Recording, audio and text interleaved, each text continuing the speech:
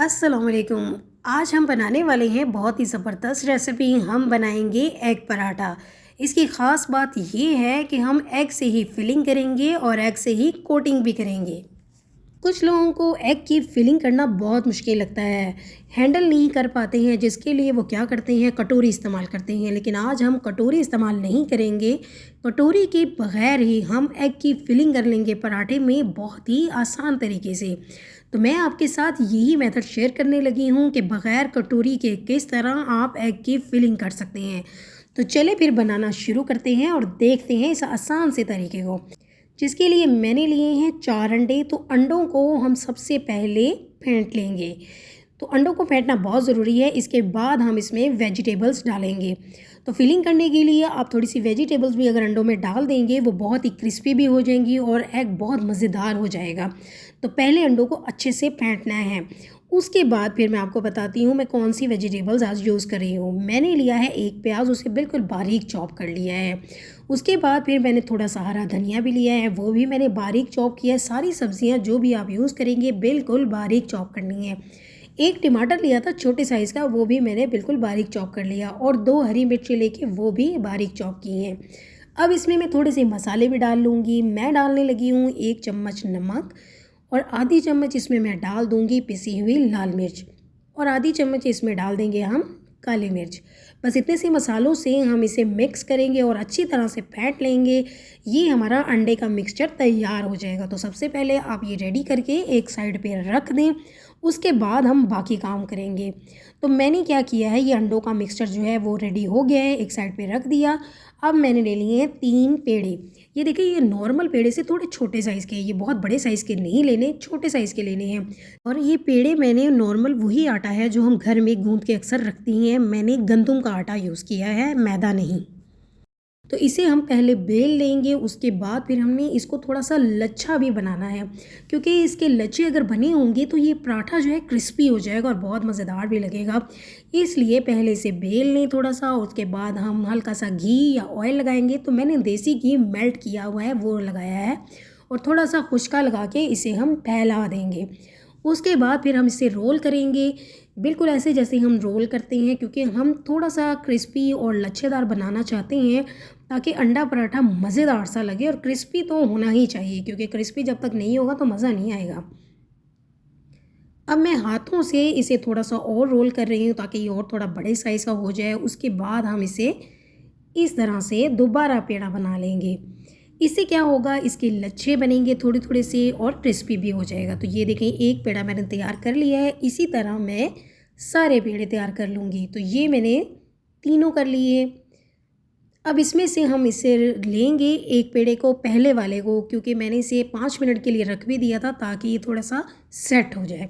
दोबारा खुश्का लगाया। अब हल्के हाथ से हम इसे प्रेस करके इसे हम दोबारा से बेल लेंगे और इसे भी मैं हल्के हाथ से ही प्रेस करूँगी और बेलूँगी भी, ताकि इसके लच्छे जो हैं वो गायब ना हों। मैंने आपको पहले भी बताया था कि जब आपने लच्छेदार पराठा बनाना हो तो उसे कभी भी ज़ोर ज़ोर से बेलते नहीं हैं, फिर जितने भी लच्छे होते हैं वो गायब हो जाते हैं।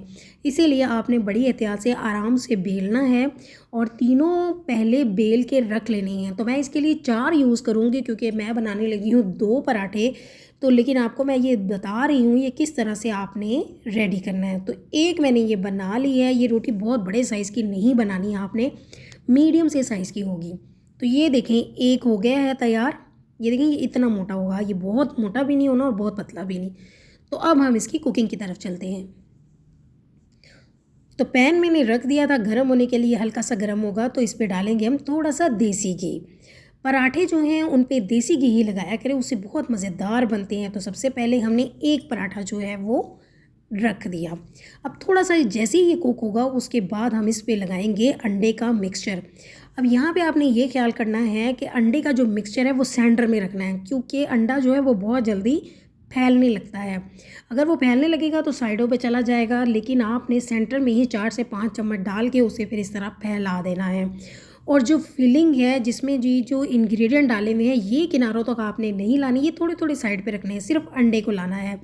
जैसे ही अंडा हल्का सा कुक होने लगे तो इसके ऊपर एक और पराठा रख देना है। ये भी मैंने पहले से ही बेल के रख लिया था।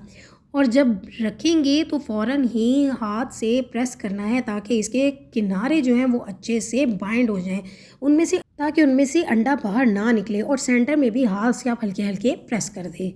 तो अब क्या करना है, इसके ऊपर हम डालेंगे फिर से देसी घी या ऑयल, बटर, आपको जो भी पसंद हो। और अब हम इसे पलट देंगे और फ्लेम मैंने यहाँ बिल्कुल लो किया हुआ है। इसी वजह से ये देखिए दूसरी साइड से भी अभी कुक नहीं हुआ, बल हल्का सा ही हुआ है।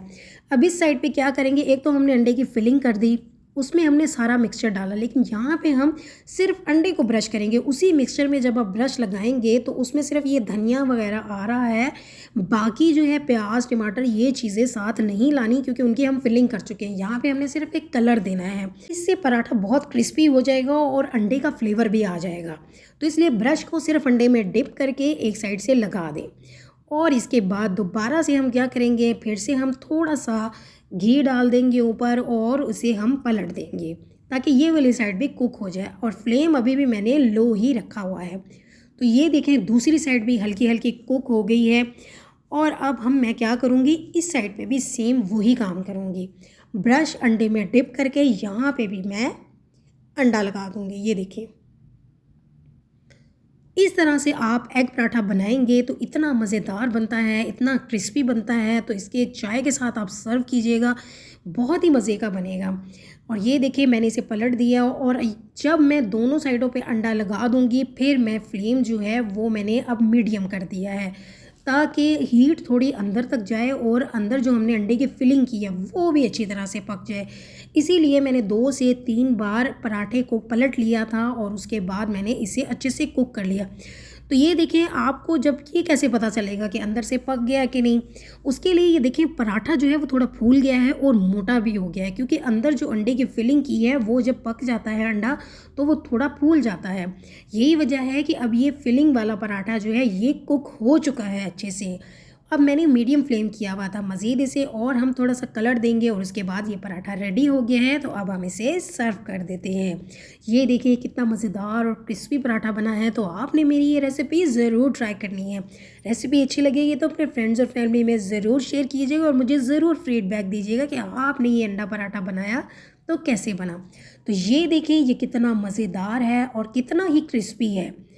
अब बाहर से भी अंडा है अंदर भी, और ये देखिए इसकी फिलिंग, ये अंदर से भी आप देखिए इसकी फिलिंग है। जैसे हम आलू के पराठे बनाते हैं, डिफरेंट पराठे बनाते हैं फिल करके, इसी तरह हमने अंडे को भी फिल करके बनाया है।